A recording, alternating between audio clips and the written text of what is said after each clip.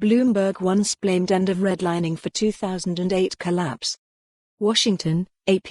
At the height of the 2008 economic collapse, then New York Mayor Michael Bloomberg said the elimination of a discriminatory housing practice known as redlining was responsible for instigating the meltdown. It all started back when there was a lot of pressure on banks to make loans to everyone, Bloomberg said at a forum that was hosted by Georgetown University in September 2008.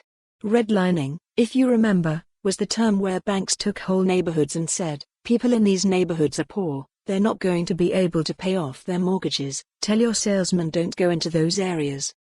He continued, and then Congress got involved, local elected officials, as well, and said, oh, that's not fair, these people should be able to get credit. And once you started pushing in that direction, banks started making more and more loans where the credit of the person buying the house wasn't as good as you would like. Bloomberg, a billionaire who built a media and financial services empire before turning to electoral politics, was correct that the financial crisis was triggered in part by banks extending loans to borrowers who were ill-suited to repay them. But by attributing the meltdown to the elimination of redlining, a practice used by banks to discriminate against minority borrowers, Bloomberg appears to be blaming policies intended to bring equality to the housing market. The term redlining comes from the red lines those in the financial industry would draw on a map to denote areas deemed ineligible for credit, frequently based on race.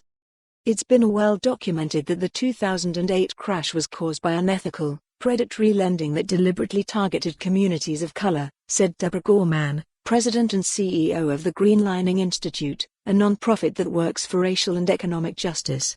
People of color were sold trick loans with exploding interest rates designed to push them into foreclosure. Our communities of color and low-income communities were the victims of the crash, not the cause.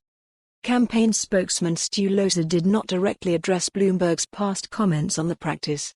Instead, he said Bloomberg attacked predatory lending as mayor and, if elected president, has a plan to help 1 million more black families buy a house, and counteract the effects of redlining and the subprime mortgage crisis.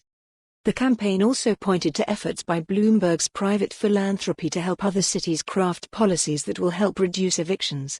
He promised in a January speech to do a version of the very thing he criticized in 2008, ask lenders to update their credit scoring models, because millions of black households don't have a credit score which is needed to get a mortgage. His 2008 remarks stand in con. For more on this story, visit the news article link.